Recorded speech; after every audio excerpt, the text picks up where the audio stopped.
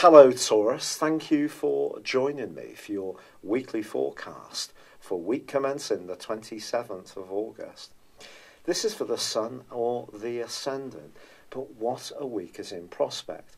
Of course, on the last day of last week there was that full moon which dissected in a sextile both Uranus and Saturn and the angle they've been forging between them in recent times.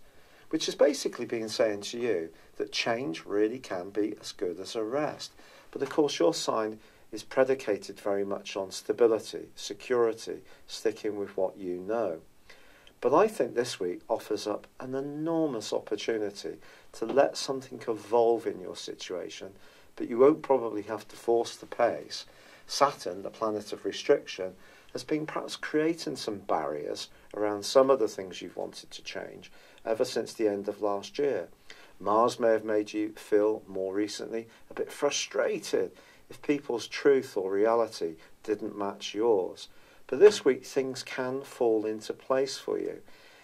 Now it is going to be important to be very sensitive to other people, and it could be around your love life or your social situation, which something is going to evolve.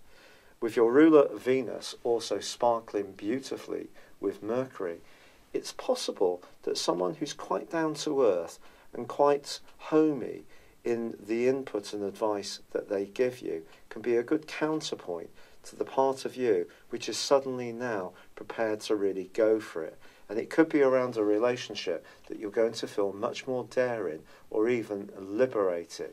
So this can be a hugely important breakthrough week. So why should that be? If we look at the birth charts of people who are hugely successful, Jupiter and Pluto are often very much part of their success. This can be through a conjunction, it can be through a sextile, and it can be through a trine. Now this week sees a sextile between Jupiter and Pluto. Jupiter is about expansion, it's about optimism, it's about good luck traditionally, and it's in your sector of relationships.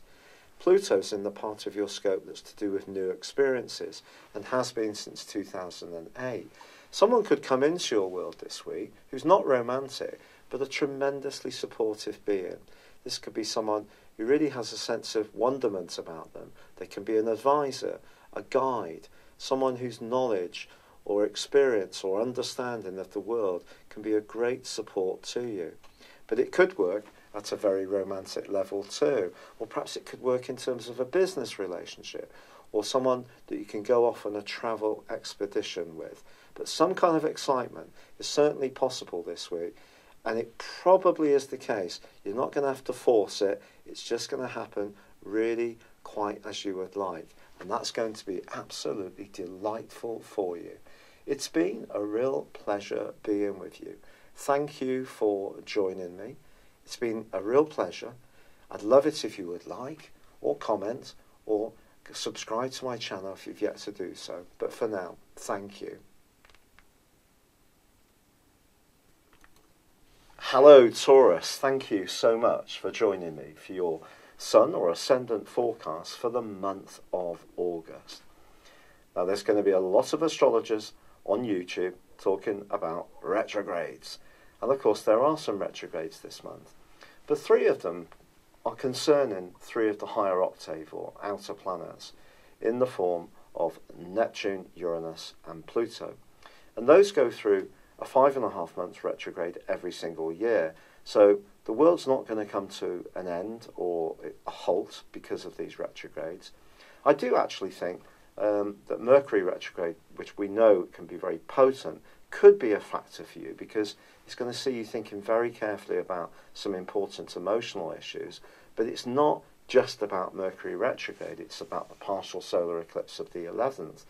It's also about the fact that the North Node is in Leo and itself goes through a period of 3 inversions, or goes back the other way because of course the North Node goes round to the opposite direction of all the other planets. But you know, Mars square Uranus is going to be repeated this month, something that first began in May. Initially this month it's going to be concerning Uranus in your sign, of course, but Mars is going to actually reverse back into your sister Earth sign of Capricorn on the 13th. But that's not going to stop the square happening, because on a disassociate basis, within a 3-degree orb, it's still going to be there. So what does this mean? Well, it means, I feel, and this can be linked to all this stuff going on in the more foundational part of your horoscope, to do with emotion, home, very close relationships. I do feel that if you're in a situation which is stopping you from thriving and being a naturally flowing and evolving being and person, you could find yourself really staging something of a rebellion this month, and quite a major one too. Now, this may have been cooking up since the second week of May for you, and possibly there's been sparks and incidents since then, but I really feel that they can hot up this month. Mars for you in the 10th solar house initially is about you being more outspoken and more assertive about what you really feel, particularly if people aren't hearing your needs, which is possible with the Sun, the partial solar eclipse, and Mercury retrograde, and of course also the North Node, all in Leo. So if you feel that your words are being lost, they're falling on deaf ears, you're kind of a voice in the wilderness, I think Mars's angle with Uranus could see you staging something of a reactionary response, which may even surprise you, particularly if you're someone who is generally a little bit more even-tempered and passive. I don't mean passive in a weak way, but just likes to have peace and tranquility in your life. You may be surprised by how much more strident you can be. But you know, if that happens, Taurus, I think you should be saluting yourself and celebrating the fact, because this aspect is raking up a deep desire within you to be authentic, to not necessarily just always look towards your responsibilities, whether it's to a partner, your children, paying the mortgage, your colleagues, doing your job. We all have to go through these things, and of course they're all massively important. But if in some way your identity is just being lost in the process, I think that's really what this month is about for you. Not all these retrogrades just per se. It's more about you rethinking who you are, what you need, and being much more assertive about it, particularly to anyone who's really not listening. Now, on the 3rd through to the 10th, there is a square that begins between the Sun and also Jupiter. Now, the Sun between square and Jupiter is one of those interesting aspects. It can be challenging, it does have its upsides. You could find yourself being on the end of someone's very kind help. It could be a family member, actually, who could be a real brick and cheer you up with their fortitude. Could be a financial support that they give you, but I think more likely it's just going to be that they listen and they understand where you're coming from. That can be very good. But if you are thinking about buying a property or moving into a rented accommodation with a partner across those 7 days, I wouldn't be too ambitious about what you're trying to achieve, because you may find yourself latterly or later down the track regretting it if you take on too much of a financial burden, because Jupiter can kind of make us think that anything's possible. It can make us overconfident, and I think in that particular angle, just try to be real about anything to do with the family, anything to do with relationships. Even if there is someone buzzing around you that you really like and it's quite delightful to have their attention, don't get too swept up with it initially. Now, Venus, the planet of love, and of course your ruler, does move out of a superb location for you, and on the 7th moves into a much more practical one. So for the rest of the month, you may be thinking, well, what does this mean for me? Is there going to be, sort of very much in it? But Venus moving through Libra is also another of the signs, along with yours, that it rules. So it's just saying to you that diplomacy can still have a place to play, even if someone is being very frustrating and you're really having to beat the drum in order for them to take notice of you. There can be other times when you can be a bit more self-sacrificing, put yourself out for people, whether it's a colleague or a partner or around the domestic scene. But Mars does itself invert, rewinds into the sign of Capricorn. Now that's interesting because for you that's your ninth solar house, and that's about adventurism, independence, escapism in some ways. So you could think about a travel plan, but it won't be until the 27th of this month that Mars finally ends this colossally long retrograde it's gone through, which has been a big feature of this year. And I feel for you, even if you have been asserting yourself more, even if there has been some changes around your professional situation because of it initially being in your 10th house, as it has been in Aquarius, and it's going back into Aquarius, I must tell you that.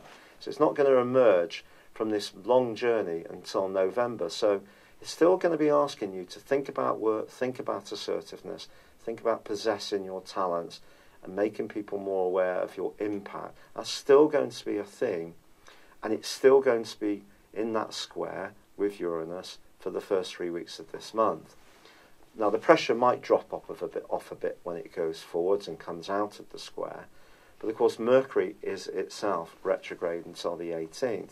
It won't come out of shadow until the 2nd of September, so there may still be some things that need to be resolved, talked about, and need to evolve that aren't necessarily going to instantly be sorted for you on the 18th. But what can be hugely helpful to you is the Sun moving into your sister Earth sign of Virgo on the 23rd. It's going to give you a huge boost of extra vitality and enthusiasm. But the full moon obviously opposes the Sun, which occurs on the 26th in Pisces, actually has some very supportive energy coming in the guise of Saturn and Uranus, which are in a great location to each other all month, as is Jupiter and Neptune. And I think these outer planets, despite these retrogrades, are still there nudging you forwards if you're open to it, to be perfectly honest. I think it's just possible on the 26th, on this back of this full moon, that if you are in a romantic relationship which is not working very well, or there's someone in your circle, a friend who tends to sort of be a bit clingy or controlling or wants too much of your time and attention, you may assert yourself a little bit more on the back of that. But then Mars, of course, goes forwards, and I think generally that's going to be helpful. So we can see all these retrogrades as being hugely difficult, or we can see them as opportunities. Now, your opportunity with Mercury may be to rethink things about where you live, how you live there, who with. There could be some stop-starts. If you are looking to move, buy somewhere, you're going through any kind of conveyancing, I'm afraid some frustrations may be in store. We can't get away from the fact that Mercury can be mischievous. What we can do is try to micromanage the processes of communication to ensure that what we can control, we do it in as precise way as possible. Still no guarantees, but I still feel there could be some revelations within the family, within yourself, and I think a lot of it is about you coming into your power this month. So even if there are some bumpy moments and someone around you doesn't like it, if you're trying to shift the status quo, stick with it, Taurus. I want to apologise that this video is produced for you rather late. I'm doing this on the 24th of July. As you may know, I haven't been very well, and that's put me behind, and my energy has been very low. If you have written in and made any comments, I'm extraordinarily grateful for them. If this video is a little bit shorter than usual, it's because I'm having to pace myself a bit, but I have got rheumatoid arthritis now, and it's been quite surprising how quickly it's come in and how it's been affecting me. So thank you so much for all your support. It means a fantastic amount, and I really hope that you've gained something from this video valuable, rather than just a constant focus on retrogrades. There's much more finer detail in the month for you than that, and there's opportunities to grow in terms of your emotional being and your role in the world at large. And I'd love it if you would like, comment or subscribe to my channel if you've yet to do so. But for now, good luck and goodbye. Hello, thank you so much for watching my video. I'd love you to join me at my Horoscope Ace app. You can find this at www.horoscope-ace.com. You can use it through Android, iOS, Apple or Facebook. Check out your ascendant or your moon sign, or download your free birth chart. There's all your favourite videos, plus there are daily, weekly, monthly and yearly horoscopes for general, love, Chinese and Indian astrology. If your passion is tarot, there's my brilliant 3-card money or love tarot readings too. And it's all there at www.horoscope-ace.com. Thank you.